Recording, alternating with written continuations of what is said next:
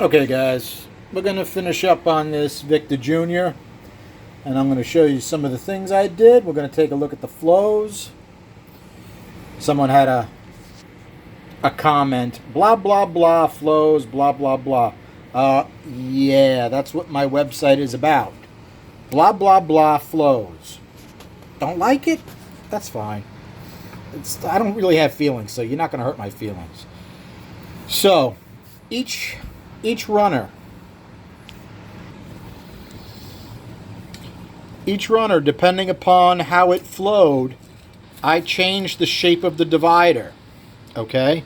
Now, if you take a look at this one, this has got a little bit of rounded on here, and then it's got a slightly blunt face, and then it comes into here. Now, depending upon this runner and this runner, which one needs more air, I change the shape of this divider a little bit. I machine it over one way more than the other. I don't know if you guys can see that. But it looks like I took more out of this edge, right, to actually change my apex a little bit over this way, because this one was a hurting runner. Now, due to the shape of these runners, with a 6-inch burr, you can't get all of it.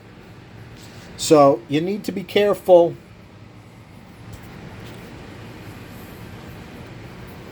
There's no sense in, making this huge and making this huge and not being able to get to the center section. You don't really want a fast section in the middle, right? So be cautious on that. So this turn is relatively tight here, right? You can take a little bit of this turn out and the air will slow a little bit and get around the corner a little bit, but it doesn't give up the CFM that easily, okay? So you got to be careful with that. Let's take a look at this one, okay? This has got a plus on the bottom. It means that was a very high flow runner. I did that just so I know what, make sure I don't do a lot of work to that runner, okay? Now this is almost completely flat, and it comes to a pretty sharp edge. Now inside plenums, I really don't like sharp edges, but what's the purpose of this sharp edge? This has been brought way around here, right? We want more air to go into the long runner than the short runner. The short runner already flowed excellent, right? So, same thing with this divider. Let's see if we can get you guys in the middle of that divider. Okay, this edge has had more work done to it, so the apex of this has been moved over. It's not in the center anymore. Okay, flip side of the head. Between this runner and this runner. Okay, it's fairly sharp. You can even see some spots on this I didn't even touch, right? Bring this radius out some more. Bring this radius out some more. Okay?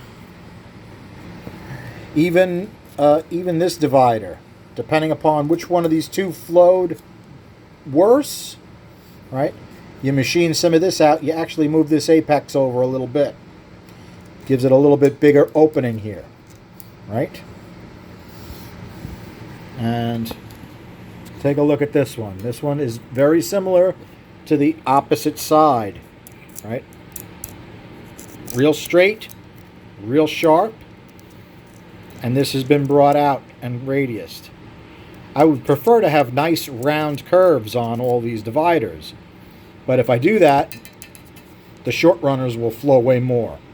So this entire exercise has been trying to get them equalized best I can. You can see down the ports. I couldn't get to everywhere in these. It's just, I need like 9-inch burrs. I bet somebody makes 9-inch burrs. This probably should be something on my list, because it really gets to my OCD not being able to get to the entire port.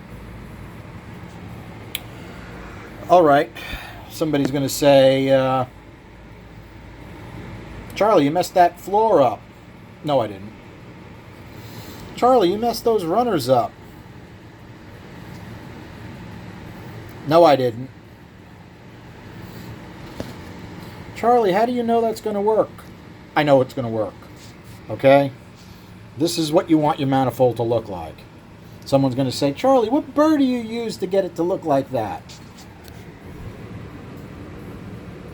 There it is. We use that one, and we use that one. Notice they have different angles on them. They will definitely give you a different texture. Certain spots I actually had to hit it with the double cuts because those tend to bite and jump, right? This will give you a smoother radius. Okay? All right, let's change view. Okay, let's just look down a couple. And we'll go to the blah, blah, blah flow side. Okay. What a mess, right? This is where we started. All right, flow went up, up, up, up. Turns out, by the time I did my third set of flows, I had to rethink how I was stuffing the runners because I was leaking quite a bit of air. So as soon as I fixed the leak, almost everything went down. All right? Down, down, down, down, down. That one actually went up, which was already the highest flowing, so that wasn't really good. Down, down, okay? So the third set of numbers is when I figured out what I was doing and I got rid of the leaks. Now let's concentrate on our last row of numbers because I'm done with this. All right, 74.4, 272, 281.1, 279. Okay, relatively close. Take a look at 5, 280.3, 286.5. That was our real high flowing one. 275, 278. Now, overall, I think it worked out pretty well. I didn't go nuts and gasket match or anything because a couple of them were already a little chopped up. And you know what? I will err on having them a little bit smaller. And somebody's going to say, Charlie, you can't do that. Let me put a gasket on it, I'll show you. Okay. I need multiple hands to do this, but let's see. We should be right about there. Okay. Now, somebody's going to say, oh my God, Charlie, that's not gasket matched. Well, guess what? The gasket manufacturer have no idea how big the ports need to be. Not a clue. Okay? Let's get that straight. And the interface between this port and the port on your cylinder head, right? That's just my old E7. Which should be bigger?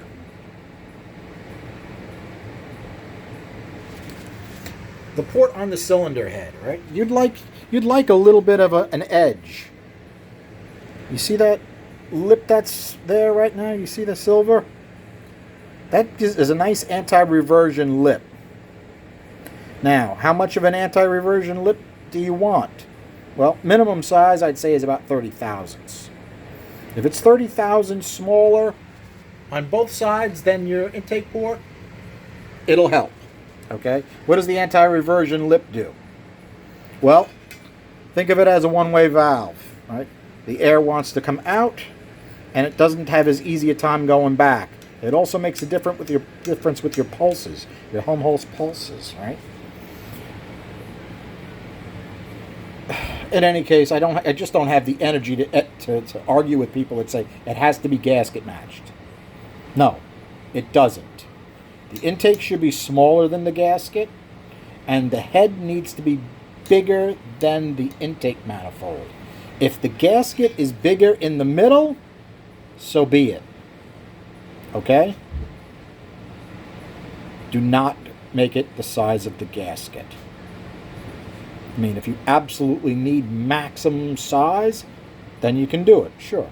But in this case, where our lowest flow number, let me get this right this time because I goofed it up last time, 272. 272 is way more than I'll be able to get those GT40Ps on up to, right? Okay, so this intake manifold is not going to be holding us back much, if at all. It will be interesting when I get those heads completely done and we bolt the intake on and see what difference it makes. I wasn't able to find my spacers. I may have them over in storage. But all of this development was just bolted it directly flat to the bench and blow through it.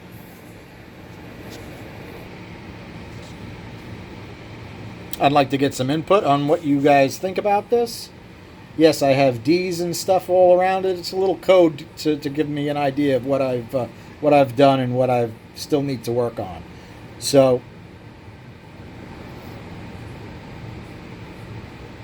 a little feedback wouldn't hurt. Thanks a lot, guys.